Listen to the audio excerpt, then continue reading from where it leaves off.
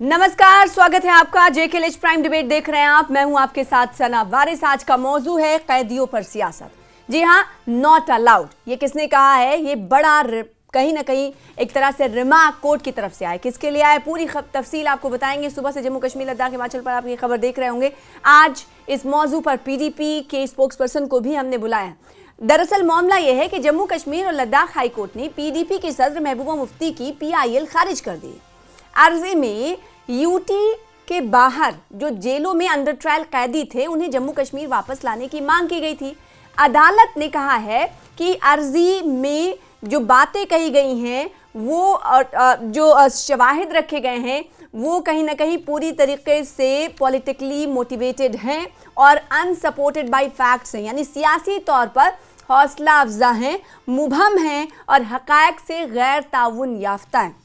इसका मतलब सीधे तौर पर पीडीपी के लिए बड़ा सेटबैक है, बड़ा झटका है। पीडीपी प्रमुख महबूबा मुफ्ती अब वक्तन फवक्तन हमने देखा है कि इस मुद्दे को जोर शोर से उठाती हैं। उनकी तरफ से कहा जाता है कि जो बाहर की रियासतों में जम्मू कश्मीर यूटी के जो कैदी हैं, अंडर ट्रायल हैं, उन्हें अपने यूटी में लाना चाहिए, क्योंकि इनका मानना है कि जो बाहर कैदी बंद हैं वो दरअसल वहाँ के टेम्परेचर या फिर इन्वायरमेंट, इससे उन्हें शगफ हासिल नहीं होता, लिहाजा उन्हें वापस लाने की ज़रूरत है। और इसको लेकर अर्जी दाखिल की गई थी।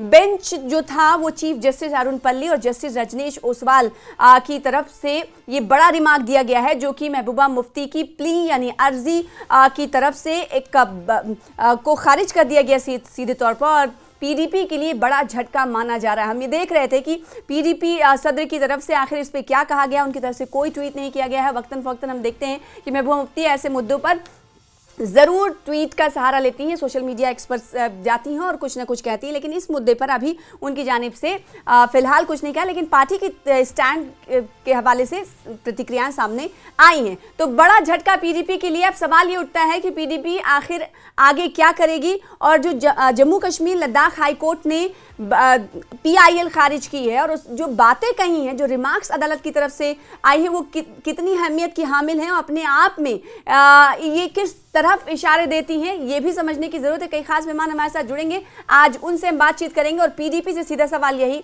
कि आप क्या करेंगी, अब महबूबा मुफ्ती, आगे उनका कदम क्या होगा।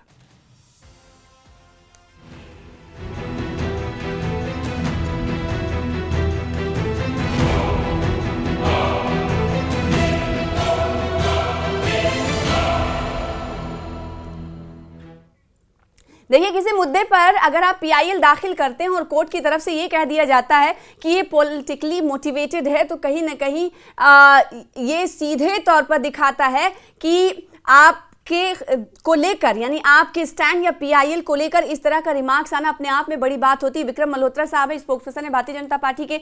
अरुण आनंद साहब है, सीनियर जर्नलिस्ट है और हमारे दरमियान मौजूद हैं। स्वागत है, वेलकम है सर हमारे साथ जुड़ने के लिए। और साथ ही साथ मल्होत्रा साहब, आपका भी वेलकम जुड़ने के लिए। और जुहैब यूसुफ मीर हैं, स्पोक्सपर्सन हैं पीडीपी के, आपका भी इस्तकबाल करते हैं। सबसे पहले जुहैब साहब, आपके पास ही आना चाहूंगी।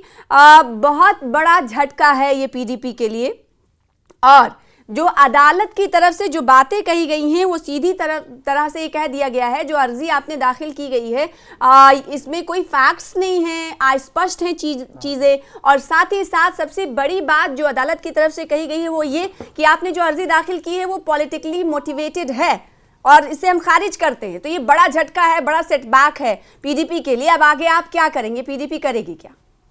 ये वो मुद्दा है पीडीपी के लिए कि वक्तन फवक्तन हमने देखा है कि पीडीपी सदर महबूबा मुफ्ती इसको उठाती हैं, कहती रही।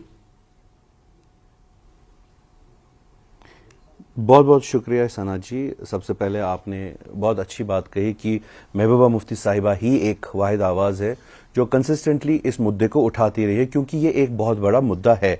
बहुत सारे पॉलिटिकल डिटेनीज, बहुत सारे लोग अलग अलग देश के अलग अलग जेलों में अंडर ट्रायल्स है और बहुत सालों से है। और अगर हमारी एक पहल थी कि हम उनको वापस लेके आए, या श्रीनगर में या जम्मू कश्मीर के अंदर उनको अगर अंडर ट्रायल्स है उनको यहाँ पे लेके आए, तो उसमें कोई गलत बात नहीं है। बिकॉज क्योंकि इसमें बहुत सारे ऐसे लोग हैं जिनके ऑफेंसेस उतने भी ज्यादा नहीं है, वेरी माइनर ऑफेंसेस, और उसके लिए उनको अंडर ट्रायल रखा गया है काफी टाइम से, वाराणसी जेल में, कोट बलवाल जेल, बहुत सारे जेल्स में। और अगर हम उनको वापस लाने की पहल कर रहे हैं तो इसमें कोई गलत बात नहीं है, नंबर 1। नंबर 2, आप ये भी देख लीजिए कि it is very important for you to understand कि यहां पे जो ये माहौल बनाया गया है कि हर एक जो कोई भी अगर किसी का ऑफेंस होगा तो उसको किसी और स्टेट में आप डाल देंगे, किसी पर्टिकुलर जेल में, उसका फतुक क्या बनता है। अगर कहीं फॉर एग्जांपल अगर कोई केरला में किसी के ऊपर कोई केस होता है या अंडर ट्रायल होता है या महाराष्ट्र में कोई अंडर ट्रायल होता है, तो क्या आप उसे वेस्ट बंगाल भेज देते हैं? ये सिर्फ एक फिनोमेना जम्मू कश्मीर के लिए ही ज्यादा देखी गई है, एक बात। दूसरी चीज हमने ये देखा है कि इतने सारे जो अंडर ट्रायल्स है, इसमें बहुत सारे जो लोग हैं वो बहुत बीमार है। Some of them are suffering from cancer.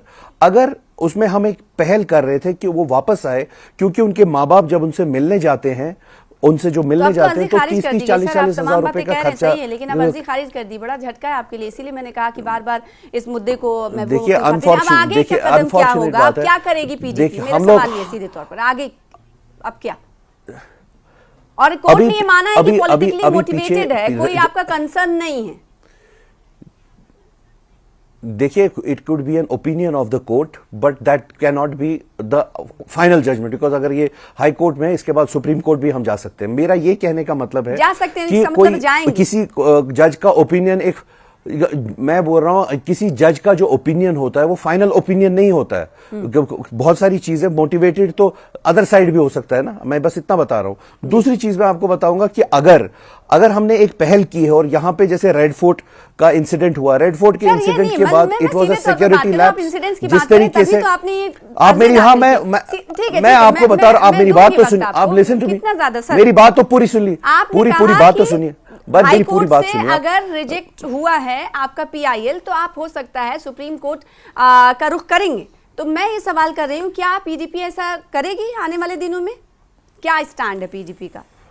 देखिए, मेरा सबसे पहले ये बात अभी हाई कोर्ट पे मैं बोल रहा हूं कि जो भी जज का ओपिनियन था हाई कोर्ट पे, जो भी उनका ओपिनियन आया, ठीक है।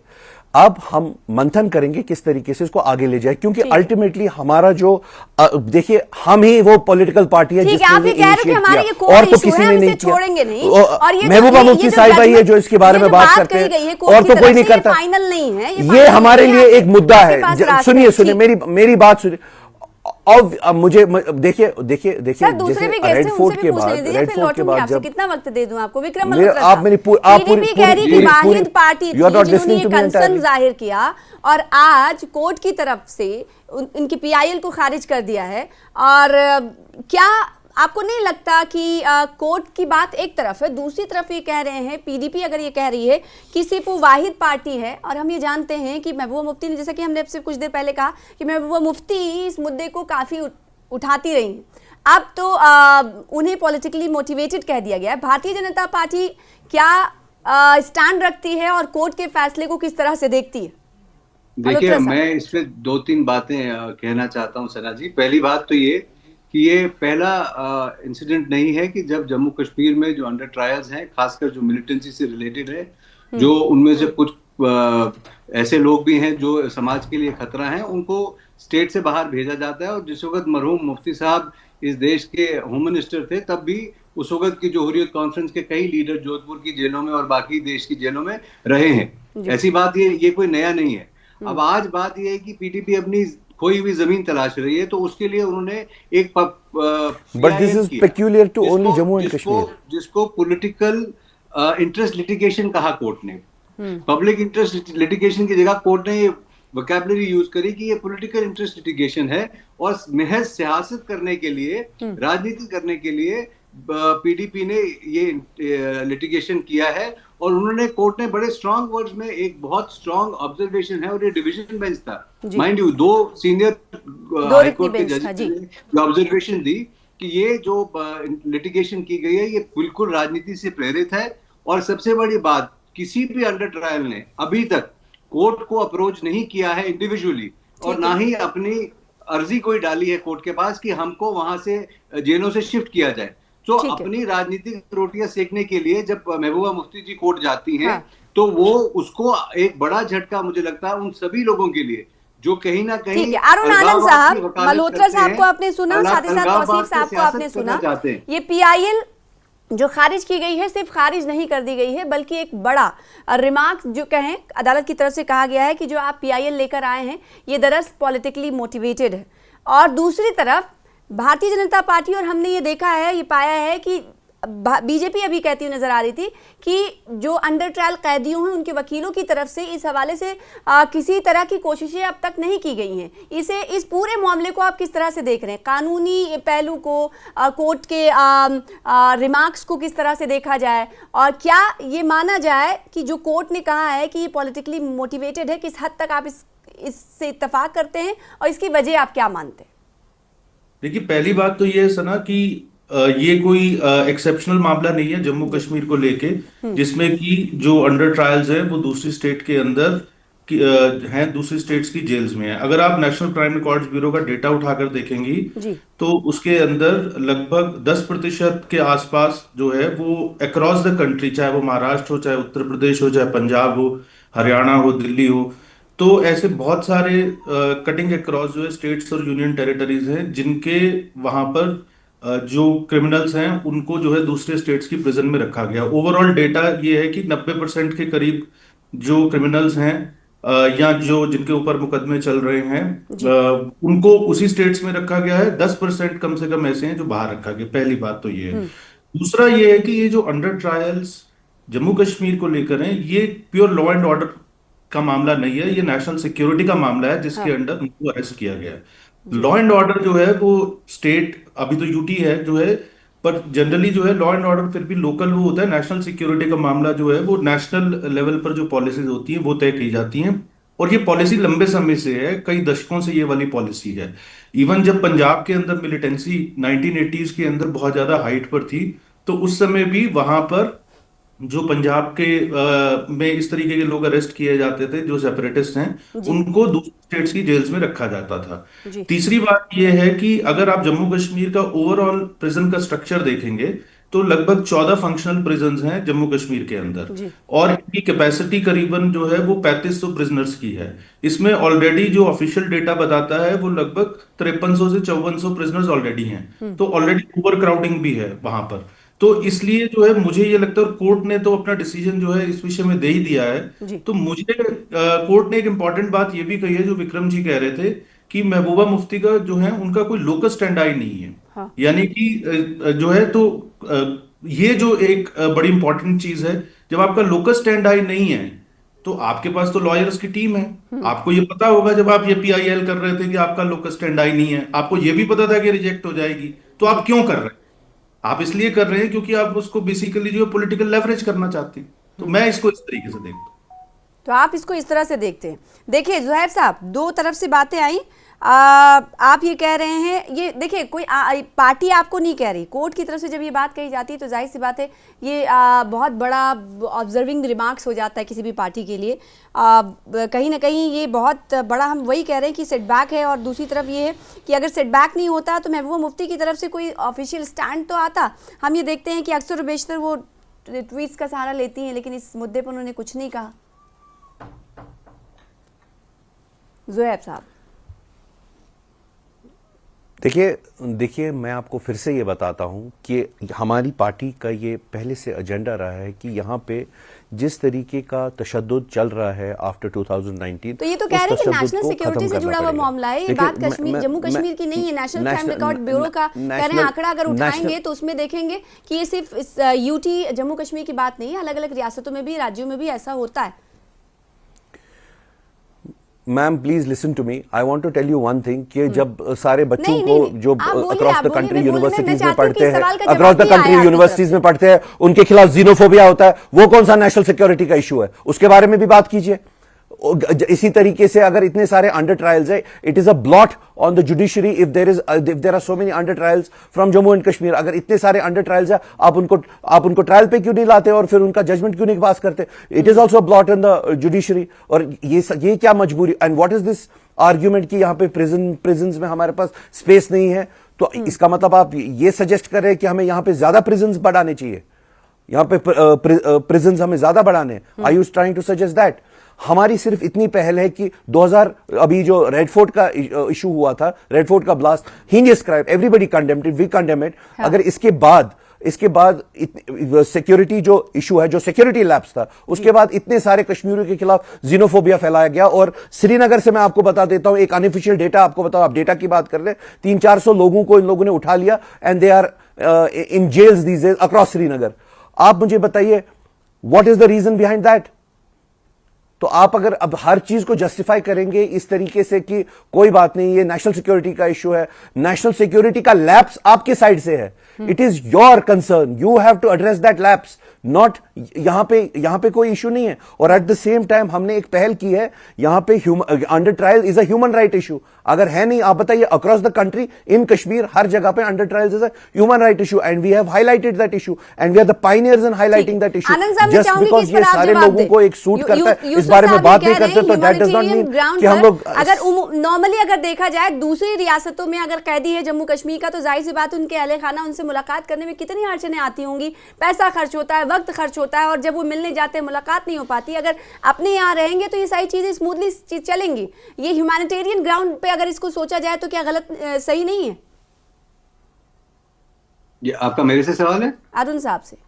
जी अरुण साहब, देखिए, पहली चीज तो मैं ये बता दूं कि मैंने ये नहीं कहा कि आप जम्मू कश्मीर के अंदर ज्यादा प्रिजन बनाइए, प्रेजेंस बढ़ा है जी। मेरा कोई वैल्यू जजमेंट नहीं है, मैंने आपको सिर्फ एक डेटा बताया है, ठीक है। अब ये जम्मू कश्मीर की का जो प्रशासन है और जम्मू कश्मीर की जो कानून व्यवस्था की स्थिति है, उसको देखते हुए जम्मू कश्मीर के लोग तय करेंगे, आप लोग जो है पॉलिटिकल पार्टीज तय करेंगी, ये मेरा काम नहीं है जो है। दूसरी चीज ये है कि आप ये प्रिज्यूम करके चल रहे हैं कि जितने भी, जैसे आपने कहा कि 300-400 लोगों को श्रीनगर से उठाया गया, तो हमारे यहाँ संविधान में एक प्रोविजन है हैबेस कॉर्पस जो है, तो आप उसको जो है पिटीशन को हाई कोर्ट में लगाइए। तीसरी चीज ये है कि ये एक बहुत ही खतरनाक ट्रेंड इमर्ज हो रहा है कि अगर जुडिशरी ने आपके फेवर में डिसीजन नहीं दिया तो आप जुडिशरी के ऊपर कह रहे हैं कि ये ब्लॉट है जुडिशरी को ऊपर जो है।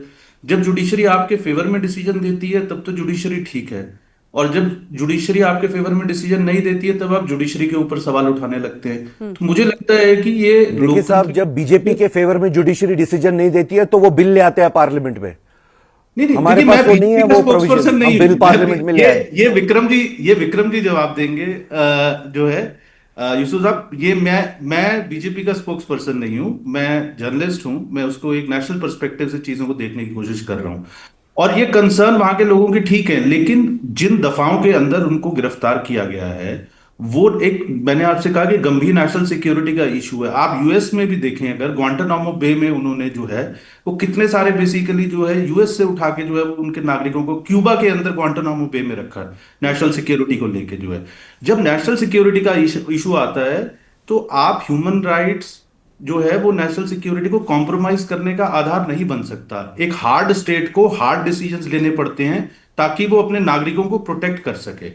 तो अगर इसमें जो है वो कोई मान लीजिए ग्रीवियंस हो रही है, कोई गड़बड़ हो रही है, तो कोर्ट्स हैं, और कोर्ट भी अगर आपको रिजेक्ट कर रहा है तो फिर आप तो मतलब जो है कि आप ही अदालत हैं, आप ही जज हैं, आप ही डिसीजन दे रहे हैं। तो ये तो एक जो है ना एक कॉन्स्टिट्यूशनल फ्रेमवर्क के अंदर जो है वो ऐसी बातें नहीं चलती। यूसुफ साहब, अनफॉर्चुनेटली जो आपका जो एक्सप्लेनेशन है उसने आधार मान लिया है कि जितने भी सारे अंडर ट्रायल्स हैं वो सारे के सारे नेशनल सिक्योरिटी को कॉम्प्रोमाइज कर रहे हैं, और वो सारे के सारे किसी वेंडाटा के तहत नहीं, जीनोफोबिया के तहत नहीं, अंडर ट्रायल्स नहीं है, वो ऑलरेडी कन्विक्टेड है, therefore they belong to jail and therefore उनके लिए जम्मू कश्मीर में भी जेल्स की जो संख्या है वो बढ़ानी चाहिए। ये मानसिकता के साथ अगर आप चलेंगे तब तो हमारा सोल्यूशन पर तो बेड़ा पार हो गया। मेरा सिर्फ ये कहने का मतलब है कि अंडर ट्रायल्स आप इसको ह्यूमन राइट्स और नेशनल सिक्योरिटी की बात करें, नेशनल सिक्योरिटी शर्म आनी चाहिए। कैदियों को दूसरी रियासतों में रखा है तो शर्म आनी चाहिए, शर्म आनी चाहिए, इस वजह से रखा गया है। शर्म आनी चाहिए। ये आप इनसे पूछ लीजिए, because they are under trials. अगर अगर अंडर ट्रायल्स ना होते, उनकी ट्रायल कर दी होती या उनकी जो हेयरिंग हो जाती तो पता चल जाता, दूध का दूध पानी का पानी हो जाता। ये तो एक बात है। दूसरी चीज, आप दूसरे साइड से ये कह रहे हैं कि ह्यूमन राइट्स कोई आधार नहीं होता नेशनल सिक्योरिटी को कॉम्प्रोमाइज करने के लिए। आप मुझे एक बात बताइए, शर्म की बात नहीं है 2-2, 3-3, 4-4 बारी सिक्योरिटी लैप्स हो गया। सिक्योरिटी लैप्स के बारे में आप बात नहीं करेंगे जिसकी वजह से बाइसरन वाला इंसिडेंट हो जाता है, रेड फोर्ट वाला इंसिडेंट हो जाता है, and all you are thinking about national security comes over human rights. अगर नेशनल सिक्योरिटी इंपॉर्टेंट इतनी ही है तो फिर कम से कम आप लोगों को सिक्योरिटी लैब्स तो नहीं होना चाहिए ना उसके बारे में। आपके, if you are a journalist then at least talk about that. मैं आपको ही आपके ही प्रोफेशन का देता हूं ये हवाला। कम से कम नेशनल सिक्योरिटी के बारे में अगर बात करनी है तो आप सिक्योरिटी लैब्स के बारे में भी बात कीजिए, which unfortunately you don't seem to be caring about. You are just caring about one thing कि वो लोग बाहर है तो कोई बात नहीं, नेशनल सिक्योरिटी लैब्स हो गई है तो अच्छी बात है, उनको बंद रखना पड़ेगा, लेकिन they are under trials, they are not convicts. हमारे साइड से एक पहल है कि हम लोग इन सब लोगों को वापस यहाँ पे लेके आए ताकि इनकी जो इश्यूज है ह्यूमन राइट्स के वो ना हो। करना चाहते हैं विक्रम साहब, देखिए मैडम, आपने पीडीपी को बहुत फ्री रन दिया इस बात में। मैं आपकी 2-3 बातों पे आपको वाजे करना चाहता हूँ। ये यहाँ सब कुछ बन रहे हैं, जुडिशरी भी बन रहे हैं, पार्लियामेंट भी बनना चाहते हैं और यही डिसाइड करेंगे। इनके मुताबिक तो सब अंडर ट्रायल्स निर्दोष हैं।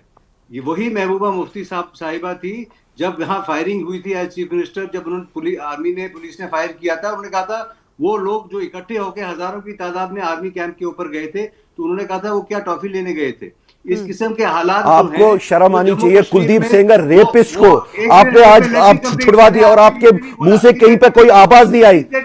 रेपिस्ट को आपने छोड़ दिया, उसके बारे में कम से कम बात करनी थी। रेपिस्ट के बारे में जो एक्चुअली में नेशनल सिक्योरिटी में कॉम्प्रोमाइज करता है, सोसाइटल सिक्योरिटी में कॉम्प्रोमाइज करता है, विमेन सिक्योरिटी में कॉम्प्रोमाइज करता है, और you don't really care about all of that. सुनने की ताकत रखिए, सुनने की ताकत रखिए। Kuldeep Sengar, rapist, has been let go of by the jail, by the judiciary. Do you have anything to say about that? आपको सुनना पड़ेगा। ये मैडम जो हाईकोर्ट ने ऑब्जर्व किया है, the petitioner's request for omnibus direction is legally unsustainable, particularly as no specific transfer orders have been challenged or even brought on the record of court's consideration. Given that the affected under trials have raised no grievance regarding their transfer to prisons outside of Jammu and Kashmir, the petitioner stands as third-party stranger to the cause and has no locus standi to invoke the court's jurisdiction. इससे सख्त आप देखिए court का रिप्रिमांड है कि आप हैं कौन, तू कौन, मैं खामखा। जब पिटिशनर एक भी जो अफेक्टेड फैमिली है उन्होंने कोर्ट को अप्रोच नहीं किया। महबूबा मुफ्ती साहिबा अपने ब्राउनी पॉइंट स्कोर करने के लिए जिस तरह अरुण से साहब भी ऐड करें, फिर उसके बाद यूसुफ Why साहब से don't जवाब you- लूंगी। अरुण जी, आपने this is an you have made आपने यहाँ पे दहशत का माहौल फैला रखा है। You have made this into an Orwellian state. Journalists लेकिन cannot यूसुफ speak, साहब, मेरे people को cannot ये नहीं express समझ their आ रहा है, voice. कोर्ट कोई ने अगर कहा बात है, करता है और फिर किस तरीके से बहुत बड़ा ऑब्जर्वेशन है कोर्ट का, ये कम नहीं है कि पॉलिटिकली मोटिवेटेड है, यानी आप सियासी जमीन कहीं ना कहीं कोर्ट को ये लगा है कि पीडीपी तलाश कर रही है, इसलिए उनकी तरफ से इस तरह के रिमार्क्स दिए गए हैं। यूसुफ साहब, देखिए, आपको ये भी समझना पड़ेगा कि आज अगर कोई सामने नहीं आया है तो उसके पीछे कोई रीजन होगा। क्या रीजन डर, होगा? दहशत, वो भी तो रीजन हो सकता है उसके पीछे। डर और दहशत भी तो रीजन हो सकता है। लेकिन हाँ, एक चीज मैं आप बताऊंगा, अगर whatever the setback has been happened, whatever setback has happened, we will take care of it. हम लोग इस पे मंथन करेंगे और इसको फर्दर आगे ले जाएंगे, बिकॉज ये एक इशू है। अगर आप इसको you want to brush it away कि ये इशू नहीं है, लेकिन ये इशू है। This is a very big issue. PDP के लिए मुद्दा है और पीडीपी कह रही है कि अदालत की तरफ से जो भी रिमार्क्स आया है पीडीपी के लिए नहीं मैडम, सोचेंगे। I am really very sorry Sana ji, PDP के लिए, पूरे जम्मू कश्मीर के लिए मुद्दा है ये। मैं वही आपसे पूछ रही थी कि क्या मुस्तकबिल में या अभी कुछ दिनों बाद ही हम ये देखते हैं कि सुप्रीम कोर्ट का रुख करेगी क्या पीडीपी? मैं आपसे ये जानना चाहती हूँ, क्या करेंगे आप? आपने कहा कि सोचेंगे, मंथन करेंगे। अरुण साहब, पीडीपी कह रही है कि जम्मू कश्मीर लद्दाख हाईकोर्ट से जो ऑब्जर्वेशन दिया गया है और जो पॉलिटिकली मोटिवेटेड के तौर पर इस पीआईएल को कहा गया है, उस पर वो मंथन करेंगे और फिर आगे का फैसला लेंगे। सीधे तौर पर पीडीपी ये मान रही है कि वही वाहिद पार्टी है जो अंडर ट्रायल कैदियों के ख्याल रख रहे हैं और इस मुद्दे को उठा रहे हैं। और आप कुछ इसमें ऐड करना चाहते हैं। मैं आपसे जानना चाहती हूँ, क्या पीडीपी को अब आगे कदम एक जर्नलिस्ट होने के नाते क्या सुप्रीम कोर्ट का रुख किया जाना चाहिए? क्या उनके पास और संवैधानिक रास्ते हैं? ये समझना चाहती हूँ। देखिए, सबसे पहले तो पीडीपी को, हालांकि पीडीपी एक पॉलिटिकल पार्टी है, मैं एक जर्नलिस्ट हूं, तो ये पीडीपी अपना डिसाइड करेगी कैसे करना है। बट मेरा एक पर्सपेक्टिव इसके अंदर ये है कि पहले तो ये तय कर ले जो पीडीपी है कि उसका जो है इस देश की जुडिशरी में भरोसा है कि नहीं है। अगर उसका इस देश की जुडिशरी में भरोसा है तो उसको हाई कोर्ट के निर्णय को अगर चैलेंज भी करना है तो वो जाए, लेकिन अगर सुप्रीम कोर्ट उनके खिलाफ फिर से निर्णय देता है तो उनको जो है फिर उस निर्णय को स्वीकार करके अपनी गलती माननी चाहिए। तो क्या वो ये चीज करने के लिए तैयार होंगे? यूसुफ साहब, ये एक इंपॉर्टेंट बात है। दूसरा, एक छोटी सी चीज है जो बहुत जल्दी, वक्त की कमी है। जी, पीडीपी के जो स्पोक्स पर्सन है उन्होंने नेशनल सिक्योरिटी की बात की थी कि लैप्स हुआ है। हाँ। पूरी दुनिया के अंदर कोई ऐसा देश नहीं है जिसके अंदर की टेररिज्म के इंसिडेंट्स नहीं हो रहे हैं। सिर्फ जो स्टैब्लिशमेंट होती है वो जब प्रोटेक्ट करने की कोशिश करती है। अगर आप पिछले काफी समय से देखेंगे, number of terrorist incidents have gone down drastically.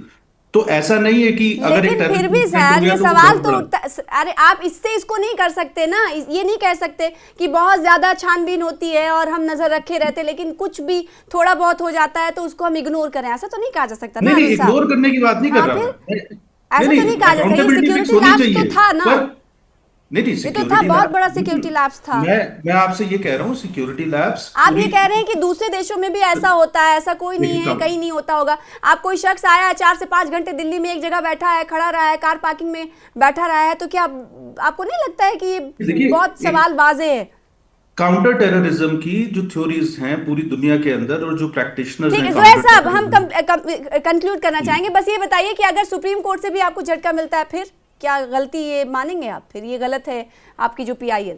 सबसे सबसे अगर आप पहले रुख जो करेंगे जजमेंट तो आई है जल्दी उसको समझेंगे, पढ़ेंगे, देखेंगे। सबसे पहले जो जजमेंट आई है उसको देखेंगे, पढ़ेंगे, मंथन करेंगे, उसके बाद हम डिसाइड करेंगे how do we want to take this forward. But मैं यहां पे बीजेपी के जर्नलिस्ट को बात बोलना चाहता हूं कि जब भी यहां पे कोई भी इश्यू होता है मैं बीजेपी का जर्नलिस्ट नहीं, बांग्लादेश आप don't accuse की, me यूरोप like की this. Just because you are a politician, I'm और not going to Guantanamo listen Bay to की, all this. उसकी एग्जाम्पल्स कम से Don't कम say हमें this. यहां पर मत दीजिए। देखिए, अगर आप आप देनी एक है आपको civilized debate एग्जाम्पल्स में तो हैं, यहां की civilized रेलिवेंट debate का एग्जाम्पल्स मतलब दीजिए प्लीज। मुफ्ती आप साहब अगर के टाइम से ये भी कुतर्क है, जोधपुर आप में थे, क्योंकि बहुत लॉजिक पे सारे- बात नहीं आई एम करने जा डन, रहे हैं, आई एम इसलिए डन आप एंड यू हैव किसी जस्ट कुतर्क क्लियरली को शोन योर नहीं बायस। देंगे। लेकिन ये आपने ये अपना भी bias रखने की clearly जरूरत हो जाती show है कर कि लिया है। किसके बारे में जब बात होम कर रहे हैं, मिनिस्टर थे। जुडिशरी के बारे में बात करें तो जाहिर सी अभी बात है, जोधपुर यही अगर था। अदालत की तरफ से किसी तरह की रिमार्क्स या ऑब्जर्वेशन आते हैं तो उसे सर्वे सर्वा रखा जाता है। बहुत शुक्रिया तमाम मेहमानों का हमारे साथ जुड़ने के लिए और अपना अपना मौक़िफ़ वाज़े करने के लिए, रखने के लिए। फिलहाल इसी के साथ मुझे दीजिए इजाजत, फिर कल हाजिर होंगे बड़े मुद्दे के साथ। तब तक देखते रहिए न्यूज़ 18 जम्मू कश्मीर लद्दाख हिमाचल।